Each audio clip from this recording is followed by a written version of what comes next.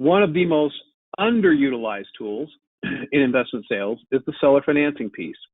Another way that we limit buyer downside is to put a seller carry in there. One of the biggest questions I get is, Tim, what does that do to my 1031 exchange? And that's just one thing I want to address really quickly. If you thought you were going to get $1 million in proceeds from the sale, and that was going to be what the equity piece that you were going to have to replace in a 1031 exchange, let's forget about the debt for a minute. But that $1 million you have to place, if you were to take a $200,000 seller carryback, you can still 1031 with $800,000 of your equity. The $200,000 that you get then over time in payments would be considered boot to the exchange. And yes, you will be taxed on that. But it doesn't preclude you from doing a 1031 with the balance of the proceeds that you got. So it's not a binary proposition. And this isn't a class on 1031, but it's one of the biggest misconceptions in a 1031 is that you have to take every dollar and cent of debt and equity and place it, or you're potentially, you can't do a 1031. Well, you're potentially facing a partially taxable event, but it doesn't call off the 1031.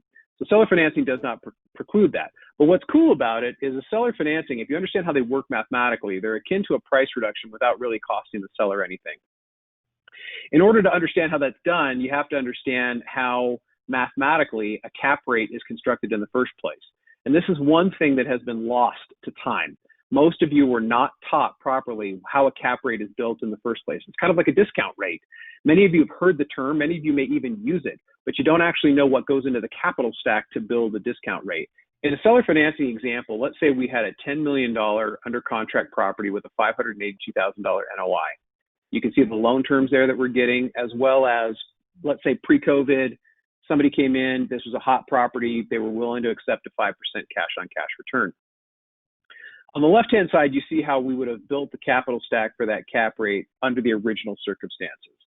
The loan constant on that 25-year loan at 3.75% is 0.0617. We weight that, then we weight the equity piece, 30% times 0.05. We come up with a cap rate of 582. Sounds like one of today's cap rates. That divided by into the NOI is how we got the $10 million BOV.